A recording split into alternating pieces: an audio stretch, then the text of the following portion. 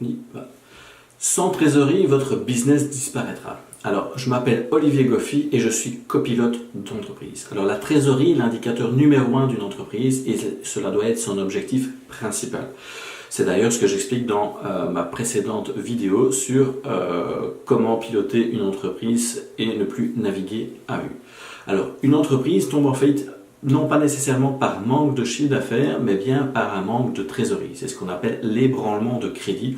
Autrement dit, elle ne sait plus payer ses fournisseurs, elle ne sait plus faire face à ses obligations vis-à-vis des banques, elle ne sait plus payer son personnel, etc., etc. Alors, comment éviter cela? Eh bien, par la mise en place d'un tableau de bord et d'indicateurs financiers. Mais sur ce point, j'y reviens à la fin de cette vidéo. Alors, la trésorerie est l'élément vital d'une entreprise, c'est le sang de l'entreprise. Alors, si on compare ça avec le corps humain, eh bien, le sang apporte l'oxygène et les nutriments aux organes pour qu'ils fonctionnent correctement. Eh bien, pour une entreprise, ces organes sont le département production, le département marketing, le département commercial, le département administratif et financier, enfin, l'ensemble des départements qui composent une entreprise. Et la trésorerie permet à ces différents services de fonctionner correctement en payant les fournisseurs, les salaires et charges sociales, les banques ou encore les impôts et taxes. Sans trésorerie, une entreprise ne peut pas fonctionner correctement. Les fournisseurs refuseront de la livrer. Je vais prendre un exemple d'une société de construction qui a de multiples chantiers. Dans tous ces chantiers, il y en a toute une série qui n'arrive pas à terminer faute de marchandises. Les clients ne payent pas le solde ou la totalité s'ils n'avaient pas payé d'acompte précédemment, ce qui entraîne une difficulté de trésorerie, ce qui empêche la société de payer ses propres fournisseurs et donc d'être livrée et d'aller terminer les fins de chantier. C'est l'effet boule de neige assuré.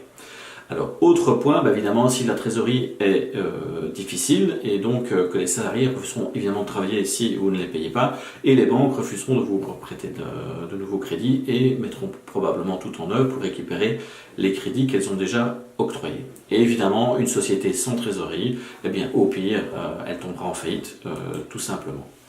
Point important, ne pas confondre la trésorerie et le résultat. Alors, les entrepreneurs ont souvent tendance à croire que lorsque l'on génère du résultat, et par résultat, j'entends un bénéfice évidemment, que ce résultat se transforme automatiquement en trésorerie. Mais en fait, ce n'est pas du tout le cas, car il y a toute une série de points, d'éléments qui font que ça va impacter la trésorerie, mais en tout cas, ça n'aura pas un impact direct dans le résultat. Alors, je vais vous en citer toute une série, notamment les investissements qui ont été réalisés, surtout comment ont-ils été financés, le niveau des stocks, le stock c'est de l'argent qui dort, l'encours client, vos clients vous payent trop tard, donc probablement que votre recouvrement est inefficace. Le niveau d'apport des actionnaires, évidemment si un actionnaire apporte de l'argent frais, votre trésorerie en sera meilleure et ça n'a évidemment aucun impact au niveau du résultat. La distribution de dividendes, là aussi ça vient diminuer votre trésorerie mais ça n'a pas d'impact au niveau du résultat. Le niveau d'endettement de l'entreprise ou encore une marge trop faible, c'est-à-dire que vous vendez moins bien, ou un point un peu plus spécifique, mais l'entreprise est en croissance trop rapide. Alors n'oubliez jamais que une décision de gestion affecte toujours la trésorerie. Et autre point à ne jamais oublier, c'est que lorsque une entreprise a des problèmes de trésorerie, tous les autres problèmes passent au second plan et c'est bien la problématique trésorerie qu'il faut solutionner en premier. Alors, je reviens donc au point spécifique de l'hypercroissance. Si une entreprise qui a une croissance trop forte, mal maîtrisée, cette croissance elle peut couler cette entreprise si le besoin en fonds de roulement n'est pas couvert. Alors, c'est quoi le besoin en fonds de roulement?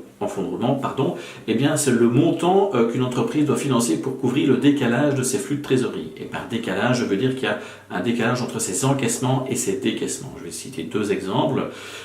Le client, il vous passe commande, vous lui facturez, au moment de la facture elle est comptabilisée et donc ça génère un chiffre d'affaires, mais le client a un délai de paiement, il ne vous paiera que dans 30 jours ou 45 jours, enfin bref il a un délai de paiement et donc il y a déjà un premier décalage entre le résultat et l'encaissement proprement dit de la facture.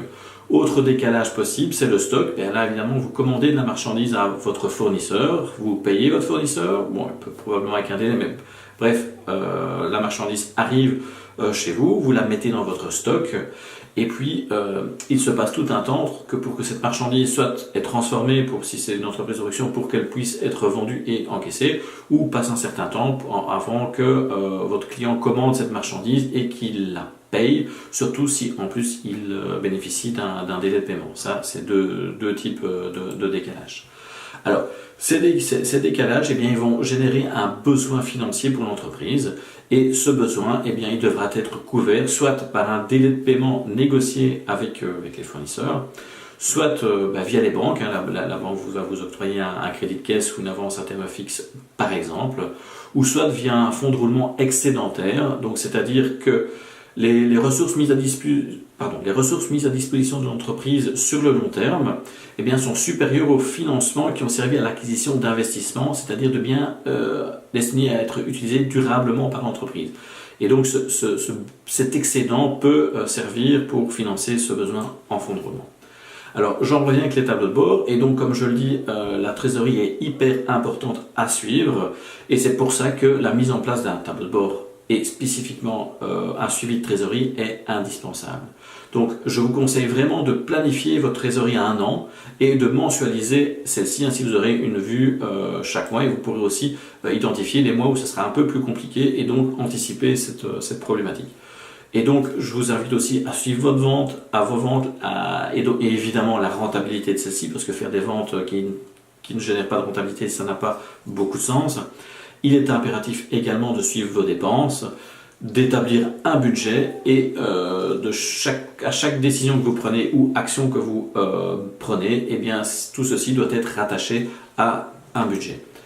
Avoir un budget et des indicateurs vous permettra d'avoir un objectif clair à suivre, d'avoir un poste de pilotage pour contrôler votre activité, d'avoir une vision globale de votre entreprise et de vous permettre de progresser étape par étape tout en pérennisant le développement de votre entreprise.